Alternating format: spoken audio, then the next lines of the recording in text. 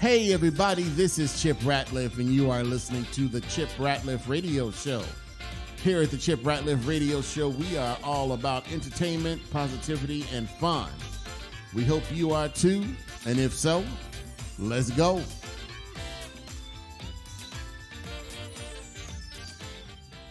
And my guest today, I don't know what to say about this guy other than that he's a living legend. If you don't know who Bobby Broom is and you claim to be a jazz aficionado, you need to just hang up your card or give your card away or something because you don't know who he is. Just get off and go listen to something else. What can I say about this cat, man? Like I said, a living legend, highly acclaimed jazz guitarist, Downbeat Critics' Choice winner multiple years. And he still lives in Evanston, Illinois. Ladies and gentlemen, I'm honored to have this living legend, the one and only Mr. Bobby Broom. Welcome to the show, Bobby. Thanks, Chip. I appreciate you having me. Now, I got to get into this. Now, let me ask you this. Were you born and raised in Evanston? You always in Evanston? No. I moved to Evanston, I want to say, probably, let's see if I can get the year right. But it's been 18, maybe going on 20 years. Let's see, around 99. Okay, so you weren't. Yeah. Okay, so you moved to Evanston. Yeah, I moved to Evanston. I grew up in New York City, and I left New York for Chicago in 1984. So I was 23, 24 years old. Okay, what made you come to Chicago? Well, how can I put it tactfully? Is this a story you want to share? You don't have to share, man. Well, it's part of the story. Basically, two reasons. I was in a relationship, and so she was in Chicago, and I was living. I was still at home in New York, and we were doing the long distance thing. And then I hit a lull, which was actually my first lull as a professional musician. Up to that point, and I'm 22, 23 years old at that point. Up to that point, I had a pretty charmed career, if you want to call it that, from 18 or 17, 18 years old to 22, 4 years of nothing but, just grace and fortune, really. And I was very fortunate. And so inevitably, I was going to hit a point where, times got tough. That's the nature of the business in entertainment and performing. It's not a constant flow of work. So I wasn't used to that lull, and I freaked out. I thought, well, what am I going to do? I got to go back to school. I got to go back to school because I left school. I left college after my first year. Actually, I went into my second year at Long Island University in Brooklyn.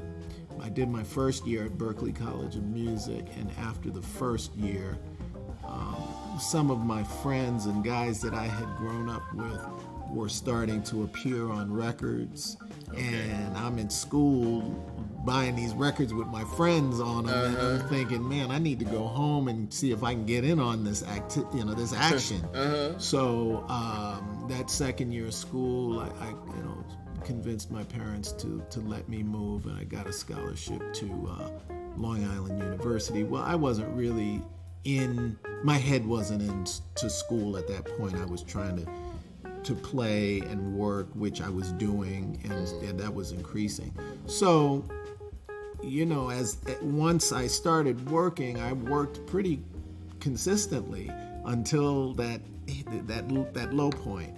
And so I said, man, I got to go back to school because I can't just, lounge around, and that was the answer. When I left school, my parents were very disappointed, but there wasn't much they could say because I was working. And shortly after that, I got my first record deal, And so it was like I on the outside I looked successful, and I was. I mean, I was able to pay my rent, and so. But when that point hit, it just was a mystery. So, like I said, I was in this relationship, and so I thought, well, let me see if I can find a program, something that I can major in that will allow me to understand the music business, because I felt that I was lacking in that I didn't really know what I was doing. Well, I didn't know that the best way to learn is through doing, and experience is right. What's going to teach you what you really need to know. You can't manufacture, well, you can manufacture a program, but it's like life, things don't happen in accordance with the program. You have to be able to improvise, as it were. Right. And so I found a program that looked good.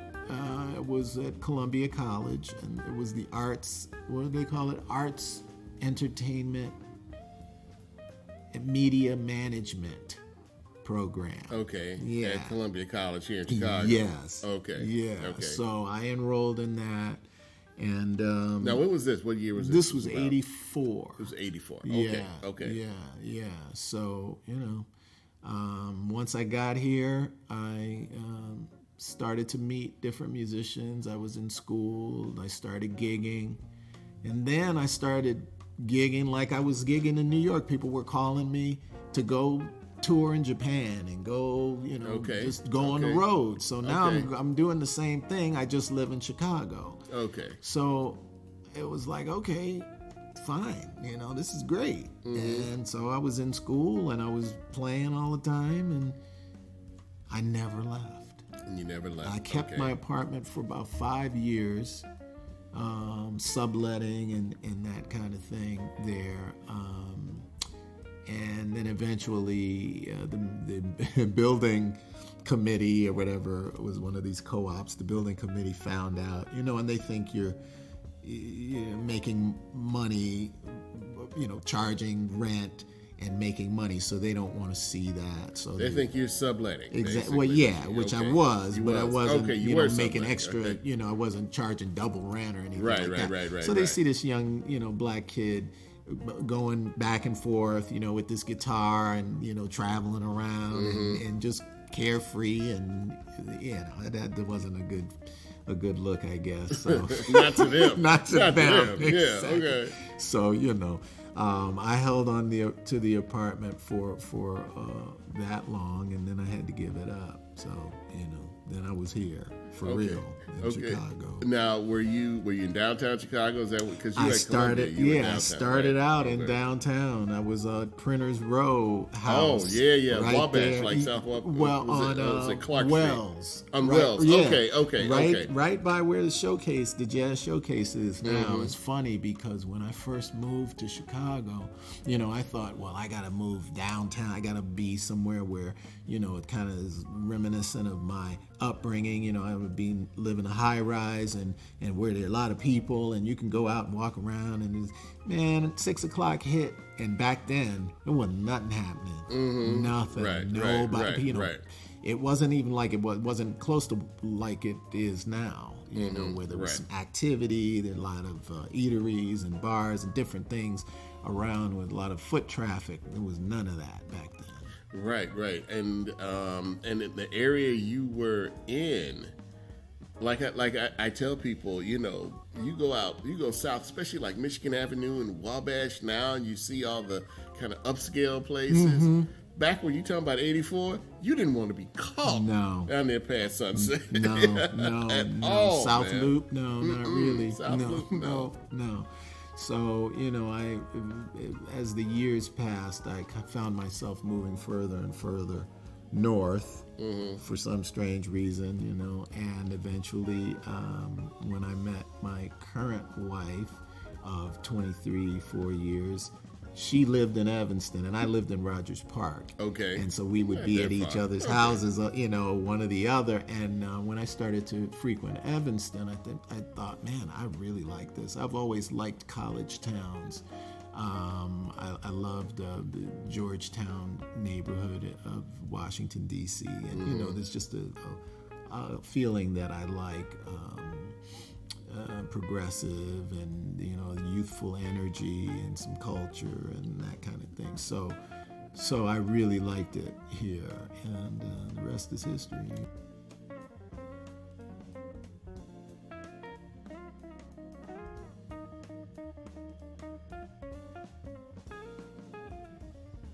So how did you know when you wanted to be a jazz guitar player? It was that, like, it happened to me. Like, I said, I'm a jazz guitar player. And from that point on, that's who I was. That's how I behaved. I could barely play, but I knew I was going to. It makes absolutely no sense. But then again, it makes all the sense in the world. Makes all the sense in the world. Yeah. But that's the magic of it. You knew you were going to be a jazz, specifically. Yes. I'm going to be a jazz guitar player. Yeah. You know, a lot of people will say, you know, I knew I was going to play guitar, or I knew I was going to play bass, but I'm not specifically, you know, that they were going to be a jazz guitar player. What was it about jazz guitar? Because what year are we talking about? We're talking about 76, probably. Okay, so we talking about the heydays of Parliament Funkadelic and, you know, and coming into disco and into funk. You know, James Brown was still happening then, you know. Yeah. What made you say, you know, jazz guitars? Did you go ahead? You tell. Well, okay, so you remember the 60s and into the 70s, up until around that point of the mid 70s, pop radio was a huge, wide open field in terms of styles. There were no restrictions and no barriers and no, you know, the categories, of course, you have to explain. This is a country tune, this is a rock tune, this is a soul tune. But all of those styles could be on top 40 radio. Right. Glenn Campbell, Tom Jones. So we're talking about styles that, you know, you might have a big band hit, Frank Sinatra, My Way. Then you've got, you know, Simon and Garfunkel, what they call classic rock now. Then you've got some stuff that might sound like psychedelic. It was everything. So that's what I'm grateful for that, because it was just a great way to learn about music without even, you know, that wasn't my purpose. My purpose was I was just enjoying. I always enjoyed music, and I memorized every little thing of every little song. You know, that was just what I did, not knowing that I was doing that. So by the time I really heard jazz, because, you know, I had a teacher when I was 12 or 13. My father's friend recommended a guy who was a jazz player, and, you know, recommended him to give me lessons. So we went to him every Saturday for a couple of years. And I was really enthralled by this gentleman. His name was Jimmy Carter. And he taught, not that Jimmy not Carter. the Peanuts one, but he taught me. We would play pop songs. Like the first song he gave me was "Let's Stay Together." Okay. And so, you know, he was all right in my book, you know, from day one, if that's what he wanted us to play. So, and then we would play jazz tunes, you know, some standards and things and different things. And I just loved his style and the way he carried himself and the stories he told. And so I was enamored with him, but not so much with jazz. So he used to say, you got to listen to Wes Montgomery. And I'd say, yeah, all right, sure, yeah. And I'd go home and put on my Kool and the Gang, my Earth, Wind, and Fire. Right. Okay. You know, listening to the radio and whatever. I had my little record collection. I wasn't trying to listen to no jazz. Although, when I was 11, I fell in love with a Charles Earlin record, Black Talk. Okay. My dad brought it home in a stack of records that he bought from the barber shop. You know, the typical, like it was really like that. You know, the guy would come in the barbershop selling toasters or, you know, records or whatever. And so my dad brought home a stack of records that night. And one of them, you know, I would always go through the things and see oh, this looks cool. Let me More Today Than Yesterday. I know that song. Let me see what this is. And man, you know, just the groove. I fell in love with the record, played it every day, you know. I didn't associate it with any style, and, you know, I didn't know it was jazz, but it was just, it felt great. Yeah, it hit you. Yeah, touched you, right. yeah. So, and I remember I had probably started playing at the guitar by that point, but I circled Melvin Sparks was the guitar player, and I circled his name on the record, on the back of the record, you know.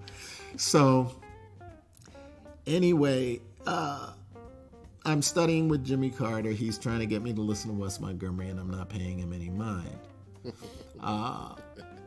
Then I'm listening to radio, and Herbie Hancock's tune is being played multiple times a day.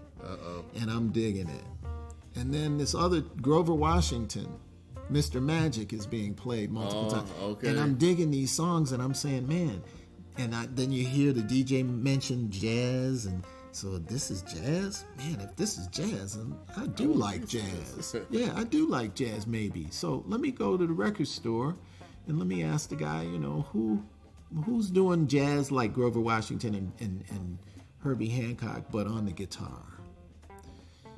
And the guy turned around, went through his row, and turned back around with a George Benson, Bad Benson. And the cover alone was like hot. You know, I'm like, man, who is this guy looking like John Shaft? So I get home, put it on, and Take 5 was the first tune on the record, and he tore it up.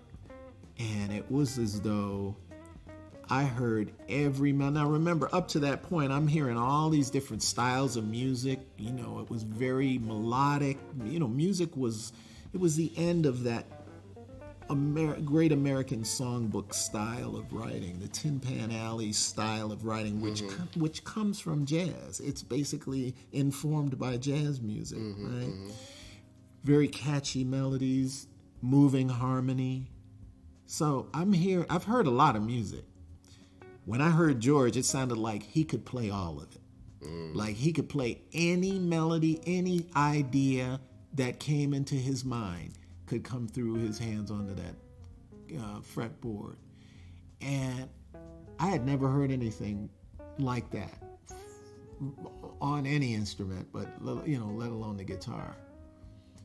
And I thought, wow, if a person can do this on the guitar, I'd already decided I wanted to play guitar, but that's when I heard that, I thought, okay, this is what I want to do. That's what you wanted to do. This is what I want to do. Wow. And I'll never do it like this. I'm not even going to try, because why would I do that? That doesn't make sense. George Benson is George Benson. But if I could make myself feel the same kind of excitement, the same kind of emotions that I get from hearing this, that's what I want to try to do. And that was it. Wow. That was like, it was like a switch went off. Wow. Yeah. Now you saying that you're not doing it like someone else, and I'm going to say this.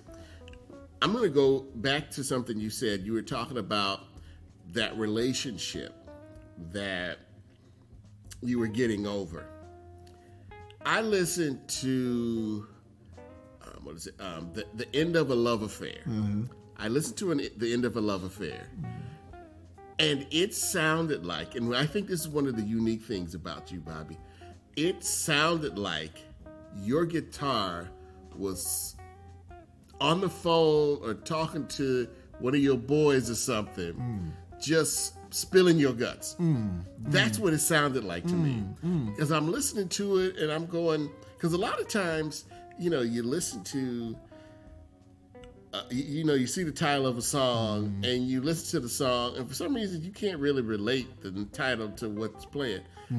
When I heard that, I said, man, it sounds like a guy on the phone going, man, I don't know what happened, and you just kind of going at it, and and it's your voice. Wow. It's your voice. Yeah. And that's what I think one of the unique things is about you.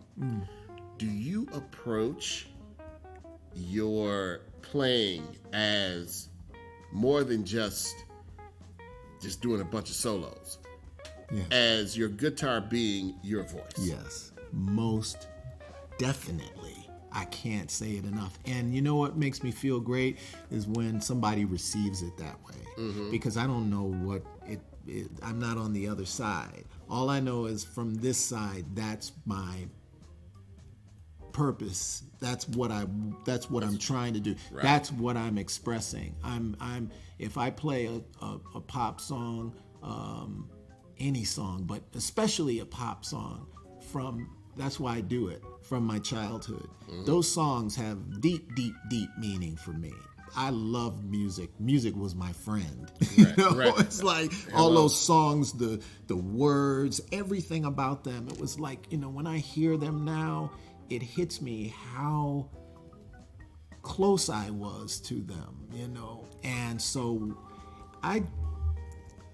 one of my goals, I remember, I guess I was teaching, it must have been in the 90s, and I hadn't really started doing this. It was the early 90s, and I hadn't started recording these songs yet. But I remember telling someone, I want to be able to record my songs like Happy Together by the Turtles and all these songs that we get. And the person was like, well, you should do it. And I was like, yeah, well, easy for you to say, because it's not, I don't know, it just seemed a little abnormal for somebody that played jazz. But actually, it's not, because that's what jazz players do. They take popular songs and interpret, right? So when I play a melody, I really want people to hear the words, even though I'm not singing words, but I'm trying to capture inflections. I'm trying to capture the feeling of the words, and especially if it's I'm doing a popular version of a popular song that everybody has heard, or the people that have heard it, it has meaning to them. I want to capture elements of that performance, so that hits them. They may not even know it consciously, but so yeah, I can't sing. I tried, but I can't sing. But boy, I'm trying to through the guitar. Right. And you're accomplishing it. And like I said, I hear it. Good. I hear it, and that I think is one of the unique things about your playing, and what attracts people Good. to what you do is your voicing. Good. I listen to you and I don't hear George Benson. I hear Bobby Brown. I'm Bobby Brown. I'm sorry. Let's try that again. All the time. Let's try that again. When I listen to you, I don't hear George Benson. I hear Bobby Broom. Yeah. I'm not listening to, oh man, that's Clue. Right. No, that's Bobby Broom. That's great. And that's what I hear, and that's a tribute to just you being you and doing what you do. Yeah. Yeah. Now, of all your albums, I've listened to a lot of your music, and we're talking about what I guess would, for lack of a better word, jazz. Let's put it that way. There's that one album. Thanks I've a lot, got to man. ask you about, man. because it was. I remember I was going through the collection, man, and I got to it. I'm like, what the heck is cover this? alone. Yeah, It's just it's called it's a travesty. It's called "Living for the Beat." Yes. You gotta explain that. I don't know if I can. Well, yeah, actually I can. The music business. Okay, so the first record I did, I was fortunate to have gotten a record deal when I was 19 years old with GRP Records. Okay. And that was Dave Grusin and Larry Rosen, and you know, it was really the company that started the whole smooth jazz genre. The company that did, but the musicians that did were Grover Washington Jr., Herbie Hancock, people that were playing instrumental soul and R&B music, you know, before this label. This label kind of, really what they did was, among some of the other artists that they had, like they had John Lucien, I don't know if he was on GRP proper, but Dave and Larry did produce. He was one of their first artists that they produced when they had a production company before the label. So John Lucien, I don't know if you remember him, he was a vocalist, had a baritone voice. Name sounds familiar. I just don't remember. And then I think they had Noel Pointer, the violinist. Yeah, I know. Okay, I don't know. And they had Earl Klugh. They did Earl Klugh's first record. Okay. Yeah, and So that was a while ago. Okay. Yeah. So you know, this was around that time, 75, 76, and they were, you know, up and coming producers after Quincy in the jazz field. So. They started a label after the success of some of their artists that they produced. They started this label, GRP Records, and they went around looking for young talent in New York. And so they got Tom Brown, the trumpet player, and Angela Bofill, the vocalist, Dave Valentine, the flautist. Wow. Okay. Who else? Bernard Wright, the keyboard player. Right. Myself. And you know, we had our little group of people, and they were like, okay, this guy next, that guy next, and you know, just making these records, and you know, successful. They were successful. We were successful. Probably not as much as they were. So after my first record, I think what happened was they had a distribution deal with Arista. And they wanted to leave that and get their own distribution and be a full-fledged label. So in that process, they had let some of their artists go for whatever reason, and I was one of them. So they assigned my contract to Arista. So now I'm an Arista artist, which is great, except Arista didn't really know what to do with me. And I remember having a meeting with the A&R guy, and he asking me, what do you want to do? And I said, well, I'd like to, you know, be a jazz guitar player, and I've got some ideas about producers like, you know, George Duke, Marcus Miller, you know, team me up with them and watch. Right, okay. They weren't listening to me. So they found these guys that were doing like electronica before electronica was even happening. It wasn't, it was, and it was all these weird sounds, and it was very hard and edgy, and they said, these guys are going to produce your record. Oh, man. So they had this tune, Living for the Beat, and they asked me to play guitar synthesizer on it, and I was young and, you know, just kind of lost, and just, I didn't know what to do, and so I just did what they asked me to do. It was a mess, a big old mess. You know, I got to include a couple of my songs and a couple of things that were more along the lines of what I released on Clean Sweep. So, you know. That was the best I could. The best I So could wait a do. minute. Okay, so they had you playing guitar synthesizer because that explains a little bit or a lot because I'm listening to this songs and I'm going, is Bobby even on this record? Yeah. It was, So you were playing guitar synthesizer. Yep. Yeah. Oh my goodness. Like I said, it was a mess. Oh my goodness. So Yeah. so that was okay. So let's talk about things like that. Mm-hmm. Were at that time after that was over, because there are a lot of things, as you know, there are a lot of things in our journeys, you know, and I always tell people, you know, your journey is never straight ahead. Oh, yeah. You know, if you wanted to go from Chicago to LA, trust me, there's a lot of twists and turns and obstacles to get to LA. Right. As long as you're moving forward, you're all right. Right. Things like that.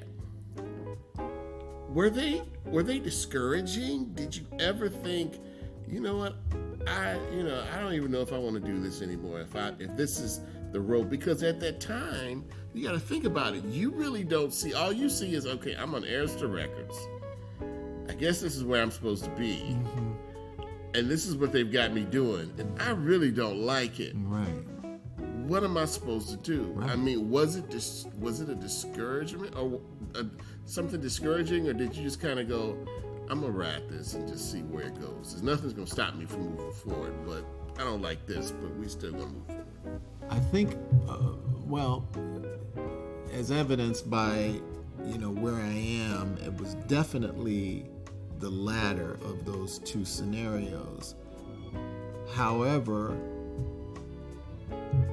I had to live through it. So I don't remember, honestly, but I'm sure I know there were days when I questioned what the heck was going on. What am I doing? What is the situation I find myself in? It was around that time, like when that record was released, I was living in Chicago. So Okay. I moved to Chicago, and then that record dropped. Okay, you were in So Chicago. we had the CD, like a listening party somewhere downtown, and DJs were there, the people from wherever, whatever stations, GCI probably, and different were there, and they played the record, and it was like a little get together kind of thing. And I mean, I had to assume the role of this is who I am, this is my art, I'm this artist, and this is my record. And I was singing on a few tunes, and man, you talking about like just kind of lost in the wilderness. It's almost embarrassing, but at the same time, I never let it deter me from what I was really trying to do, and that was to become a better musician and a better guitar player. Okay. My love throughout all that mess and anything that I had done was always jazz guitar. Believe it or not. I mean, somebody listening to that would say, Yeah. no way, like, what are you doing? But no, the real Bobby Broom was listening to Wes Montgomery every day, or whatever it was. It was not just guitar. I mean, I love jazz. And so, the thing that excited me, that inspired me, was the music of all of my heroes, some of who I had begun working with before I left New York. I got a chance to play with Sonny Rollins. That was a relationship that held over to, and was actually one of the reasons how I met the woman that I met, was from playing the jazz festival here with Sonny Rollins. So I had these relationships of like jazz legends. Sonny And Rollins. so Wow. I'm sitting there going, whoa. Yeah. And so there was no, it was almost like magic. Like, if these things can happen to me, I had played with Al Haig and Walter Bishop Jr. These are two of Charlie Parker's piano players, you know. Who else by that time? You know, Hugh Masekela, Dave Grusin. That was huge to me, you know. So I'm thinking, man, you know, how is this happening?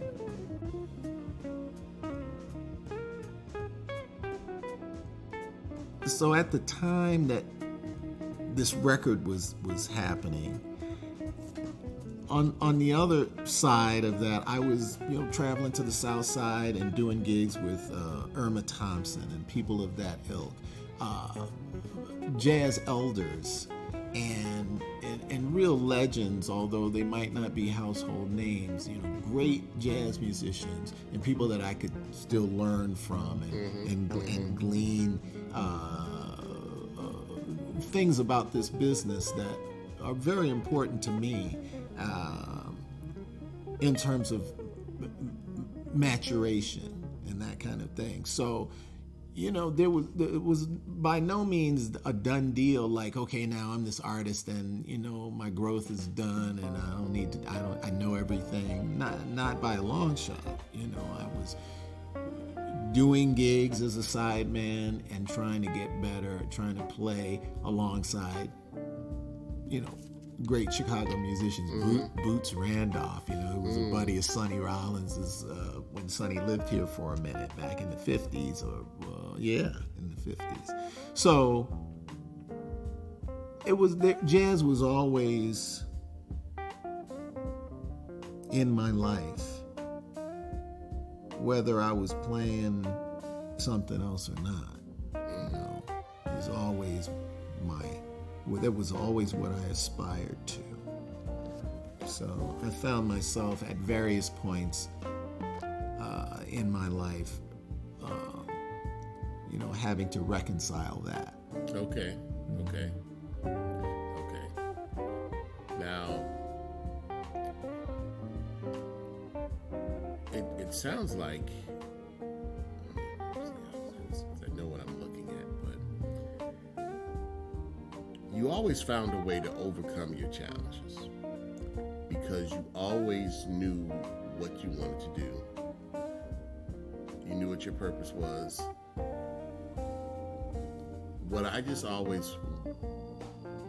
The reason I asked you these questions was because I want people to understand that regardless of what the obstacles are or whatever may be put in front of you, even if it's just uncertainty or whatever, you have to keep moving forward. It doesn't matter if it's a sideways move, you know, but you have to keep moving forward.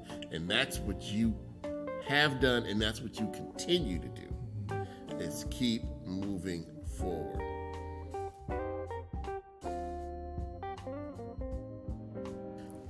Okay, now tell me about the upcoming CD release, the upcoming album release, Soul Fingers.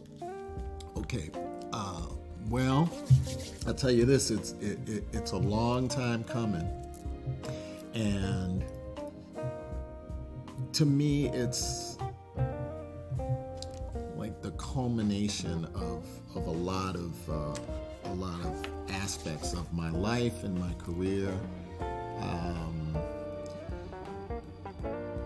It's not the first record that I've recorded a bunch of pop songs, so I can't say I finally got to do that because I've done that before. Right. But it's the first time I've done it in a long time, maybe close to 20 years. And so there's a lot of life in that between, so the record I'm referring to was released in 2001, and it was called Stand. And it was with my acoustic trio, the bass and drum guitar trio. And I did, that was pretty much all pop songs. And that was kind of my coming out party, so to speak. I had left Dr. John's group. I had played with him for 6 years. And toward the end of that, I was thinking, man, I'm not pursuing my jazz life You know, what am I going to do about my career?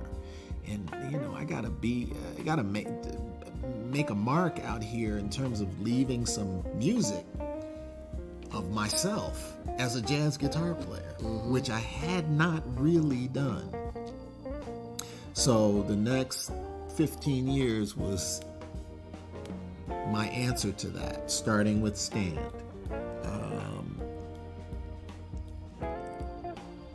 This record is similar. It's just a statement that I'm making that talks about my style. It reaffirms, it reaffirms who I am as a guitar player, who I am as a musician, what I embrace in terms of material, my personal favorites as far as my musical history and my past, what fueled me. So it's just all of that put together in, as far as I'm concerned, the most comprehensive and beautiful way. I was so fortunate to have the opportunity to be produced by Steve Jordan, who is produced John Mayer, Keith Richards, Buddy Guy, Robert Cray, Sheryl Crow, on and on and on. So, that is huge. Right. And not only is it huge, but it was a wonderful experience. He was the consummate producer. If you ever imagine what a producer, a record producer does, he was the perfect example of that. Part coach, part cheerleader, organizer, making suggestions but not letting you lead, just everything. We'd be playing and he'd be sitting right there in the room. Well, he's a musician too. Exactly. Yeah. He's a great drummer, and he played on a couple of tunes. So just to have that support of someone of that level, and the support as a musical partner was huge. A huge vote of confidence, so there's that. And so, of course, he was, because of his expertise, the end result was great. Talk about a journey with unknowns and things that just, just riding the experience from beginning to end. It started as some kind of like daydream. I'm working on tunes in the house. In Logic, and after I got through with 2 tunes, what did I do? I did Ode to Billy Joe and maybe Come Together next, or Get Ready. Anyway, so I've got these home demos, and I got horn section and percussion and all this stuff on the thing, and I'm like, man, what am I doing right now? Man, am I working on my next record? Like, sounds like it. Maybe, yeah. I'm like, well, wait a minute. This ain't no trio record. I made a bunch of trio records. Organ trio, guitar, bass, and drum trio. So this ain't no trio record. I mean, there's trio in there, but there's a lot of extra pieces. So I'm like, I don't know if I can pull this off without some help. I need some help to make this be what I'm hearing coming from this demo and what's inside my head that I'm trying to get out. I need some help. Who can I call? We have a cliffhanger, you ladies and gentlemen. Who did he call? I mean, with all the people he just named, he could have called anybody, right? You know, as Steve Jordan producing them, I'm sure he could have called anybody. So, you know, hey, and that's one of the things, man, that I'm so blessed, man, that a guy like this, that is, I mean, listen, you heard the people he knows and who he's worked with. The fact that he sat down with little old me to talk about it, man, I am so blessed and I'm so happy to bring it to you. And that was part one of the interview, okay? And just to let you in on something, this interview was done just before Soul Sessions was released. So every song you've heard, except my original music, the intro and outro pretty much, like what you're listening to right now, is Bobby Broom. This is the entire CD. I've actually played the entire album for you guys today. So what you need to do is go to www.bobbybroom.com and download it and buy it and get it and whatever and have it for your own personal collection. You know, but we're gonna bring part two of this great. Let me see. I was trying to come up with a name for this. Introversation. It's not an interview. It's a conversation. It's like an interversation. I'll work on that. I think that's good. And so with that said, thank you for tuning in. Like I said, if you want to check out more about Bobby Broom, check out the next Chip Ratliff show and go to www.bobbybroom.com. And if you want to find out more about me, just go ahead and check out www.chipratliff.net. Actually, I don't think you need the www. Just go to chipratliff.net. Thank you once again for listening to the Chip Ratliff Show. Don't forget to enjoy, follow, and share this episode. Until next time, take care of yourself and peace.